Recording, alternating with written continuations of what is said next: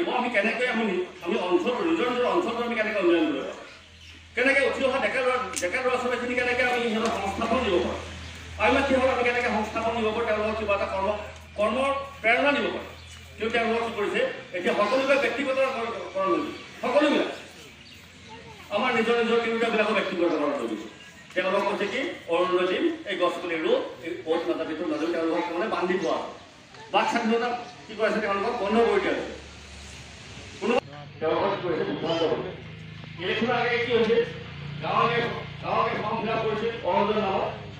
তাৰপিছতে আমাৰ কলেজৰ মিটিং আছে, বহুতো মহিলাই অন্তৰৰ ইচ্ছা থাকিলে হয় নাই মই গ'লে সেই আঁচনিবিলাকৰ তেওঁলোকৰ ভ্ৰমণ কৰাৰ ফটো আছে, তাত সেইখন লৈ মানে ফৰ্মটো ফিল আপ কৰাইছে, আপোনালোকে অৰুণোদয় পাব কিন্তু বেলেগত নাযাব। যদিহে চৰকাৰে সেই আঁচনি নাথাকে গতিকে আপোনালোকে এনেকুৱা কথা বহুত আহিব, আহা আৰম্ভ হ'ব আৰু এমাহ বছৰৰ পৰা এনেকৈ বহুত কিবা আহিব, বহুত কিবা কি ক'ব আপোনালোকক কোনোবাই গৈ। আপোনালোকৰ যে এজন আহিছে আপোনাৰ লগত 3জন 4জন কেনেকৈ লগত ৰাখে মানুহখিনি কওক, যিখিনি আমাক কথা কৈছিল গোটেইখিনি মিছা কথা আছে। গৈ পেলাই আপোনাৰ ঘৰত গৈ কাগজ এখন দিলে সেইটো আঁচনি হৈ যাব, সেইটো কথা নহয়। গতিকে আমি সচেতন হ'ব লাগিব, আইমাতৃসকল সচেতন হ'ব লাগিব।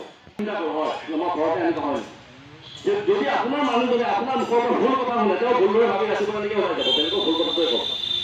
গতিকে আপোনালোকে সেই সত্য কথাখিনি বিচাৰ কৰক। যদি আপোনাৰ কথাখিনি বুজাত অসুবিধা লাগিছে তাৰ পৰা শুনি লওক, বুজি লওক।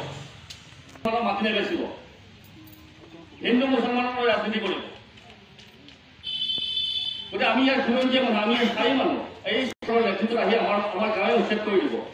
শুনিছে চাগে ভেৰগাঁৱত 200 বিঘা মাটি গোটেইখিনি বড়ো মানুহৰ ঘৰ উচ্ছেদ কৰা জাননী আছে, কাইলৈ আমাৰ আহিব পাৰে। গতিকে আমি সাৱধান হ'ব হ'ল, সচেতন হ'ব হ'ল। গতিকে আমি যদি সাৱধান সচেতন হৈ থাকোঁ আমাক কোনেও আমাক হিলাব নোৱাৰে। আমি অকণমান সচেতন হ'ব লাগিব আৰু আমাৰ সংগঠনটো আমি শক্তিশালী কৰিব লাগিব। মই আমাৰ গেৰুৱা প্ৰাইমাৰী সভাপতি যি আমাৰ নৱগঠিত সভাপতি সমাজত আছে, মই এটাই অনুৰোধ কৰিম আপোনালোকৰ এই 5খন ৰেভিনিউ হৈ গ'ল যিমানখিনি মানুহ আমাৰ লগত আছে তেওঁৰ লগত ব্যক্তিগতভাৱে যোগাযোগ কৰা আৰম্ভ কৰক।